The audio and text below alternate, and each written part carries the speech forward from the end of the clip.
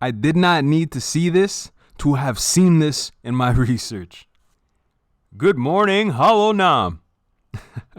What's up, y'all? It's your boy BigBlackCrypto. And that sounded a lot cooler in my head before I said it. Anywho, I just wanted to sort of touch on recent market activities because there's a lot of FUD, a lot of fear regarding Bitcoin's impact on things. And I don't think it's really something, people should be scared of. It is definitely something to watch. But as far as like having contextualize it on a global scale, here's what happens. One person sells 9,000 Bitcoins. The rest of the world panics. I'm not panicking. I invested in something solid. I literally have zero fear or concern. And the other thing too is I entered market at a different time than some people. I also don't have the same situation as some people. But what I do have is a hodl that I can brag about because it can do a trillion interactions, and a trillion network interactions per second. Yeah, that's something I can flex. I did my research. I don't share the same concerns as other people, so feel how you want to feel, but I wasn't expecting this to make me rich overnight. It's a long-term hodl, but when I love it. You know what I mean? But I'm not here to talk about price prediction. I'm here to talk about Bitcoin. I'm here to explain to you how a massive power outage in China's Xinjiang region, and my apologies if I mispronounce it, but basically what ended up happening was there was a massive power outage. Somebody who has eyes on the ground or had an understanding of it knew that hash rate causes a dip in price. If you've got 9,000 Bitcoin, you're going to move that before the rest of the world figures it out. And everyone's going to gloss over this. They're going to be like, somebody's spreading fear. Nothing can impact the price of my Bitcoin. And of course, they're going to leave this out. They're not going to tell you 20 or 21 miners were trapped, in a coal mine in China. Like, people don't even realize, like, China built I'm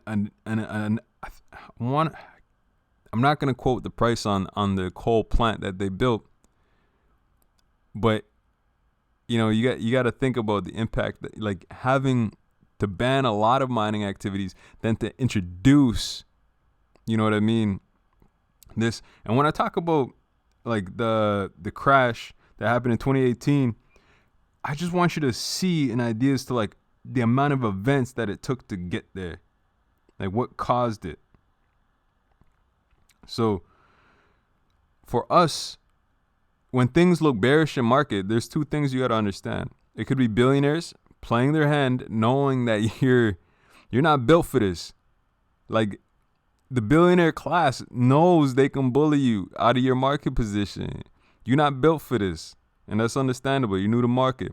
I'm also new to market, but where I'm able to gain confidence and assurance is by being able to not just do my own research, but as well contextualize things in a way that makes sense for other people. So watch every one of these videos talking about how bearish the markets are. You'll go 10, 20, 30, 40 minutes, an hour deep, and they won't talk about actual events that created this sell-off. And this is the problem when you put so much emphasis on the market in Bitcoin. Like, what should have really happened? Things should have been chill. And, okay, 9,000 Bitcoin just left. Okay, where's my pump coming? But then, on the other hand, some people see it as an opportunity to go and buy Bitcoin. And it's like, well, you're giving power to something that consumes power and doesn't really empower you. It only has a chance of giving a particular class of wealth more power over somebody else. So I'm just reiterating to you, and what you've seen in some of the slides prior up until now, is how environmentally ethical Holochain is in comparison to blockchain. The speed of interactions on a network that it can provide. It's not like, some of you want to get rich so bad, and I feel for you. I come from community housing, very humble beginnings. My father, rural, country, dirt poor beginnings. But hard work is what's going to change your life. And you're thinking that you've got money here now and that's going to make you rich. Could. But, where does wealth come from? And if you've never been taught wealth, well, you know what? Check out, how can I describe it? You're going to need to do a lot of reading and make a lot of friends. In the Discord at the HoloTube, I've gotten to learn so much in a way where it's like I feel more validated in my research. And I know that right now, my patience isn't about the profit that I make. My patience is actually an exercise in wealth. The sad part is, a lot of people are probably going to tune out 3 minutes before getting this far. They probably won't even hear that. So, this was one of my first leads to finding out about the crash that had happened in China. Straight up. I'm just trying to figure out, like, what caused it. Something had to cause this sell-off. And me being me, when I dive deep, I dig. And I don't stop digging until I come back with antlers. You know what I mean? Like when I go hunting, I come back with antlers. And so when you see this, so it's almost like a collateral effect, right? Buddy moves his Bitcoin. Certain people can't close on their positions. And my thing is, that is brilliant. If you own that much Bitcoin in market, you could force people to liquidate themselves all day, come back and buy higher. You see that in big markets. You're going to see that in smaller markets. If you're not built for this, you're not built for this. If you entered in with money you couldn't afford to lose or wait to regain its value and you're selling at a loss, a lot of people, anybody in our community would have told you this is a long-term hodl. But what did you want? You wanted to get rich overnight. And that's the problem with these pump and dump schemes bastardizing the space. It's not a game. There are real life consequences. But everybody that's pumping and dumping, like, to some extent, it really does feel like there should be its own task force finding people who pump and dump. Because, there's this idea of getting wealthy, but or being rich, but it's not about bringing more people. I don't want like someone who's not going to care for the project or care for the innovation, like in this. But at the same time too, your money, your own decisions, right? So when how you eat is how you eat, but it don't make me shit. Excuse my language, but it's just got to be understood. If we didn't have a joint account when I bought the crypto, I really don't expect somebody to share the same concerns as you. Chances are they've probably been around in the market a lot longer than you. Like, I get it. You see people getting rich off doge. You hear moon this, Mars that, and this, that, and the third. And you're really wondering like, okay, yeah, it's low. Okay, it's low. Yeah, I'll buy into this. No, motherfucker. How can I put it? You had limited resources. It's nearing the end of the month. Just like, and it's like this all the time.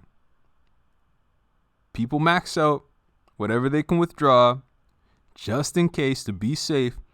And then the start of the next month, you never know. It could be another drive. Or, people might be moving stuff into other alts. It don't bother me. My thing is, you got to really understand where you are in this situation. No, are you yourself over leveraged? That's probably where your concern is coming from. Why aren't I rich yet? Everybody else is getting rich. What did they teach you when you were younger? Concern yourself with the food that's on your plate. Don't look at somebody else's. There's a lot of opportunity in this crypto space, but the problem is It's being bastardized by people who's treating it like a game. They don't care if you get liquidated. They don't care if you get wrecked. You know how many pump and dumps I've monitored? In which case, I would have got retraced into infinity negative. Like, if you're not going to do your research, that's on you. But remember, these pumps and these dumps, you know how they happen? First, they line themselves up, and then they get about 20,000, 15,000 people to drive up the price of something. They wait, thinking more people are going to come in. Sometimes more people come in, but guess what happens when people don't come in? You know, I think, what was it, like Safe Moon, I seen like negative 70%. Now it's down to negative 34%. That's why you don't FOMO into things. You do your research. Like, some people won't even, like, you have to know before you go and swap something. Oh, yeah, it'll make you money. Okay, cool. But then, are there any limitations to the interest that you can accrue? Are there any limitations to,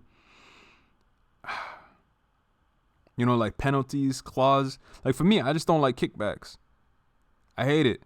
I'm investing. I'm here. Like, if I buy something, don't tax me for it. If I sell something, don't tax me and give it away to other people. Nah, bro. Like, I really think when it comes to making these decisions, that people should have a certain level of freedom. Because once something doesn't have that same liquidity as before, I'm not fucking with it. And that's exactly how I feel. I'm cool with being patient. I am so patient. I'm happy to be patient. Around the bases patient.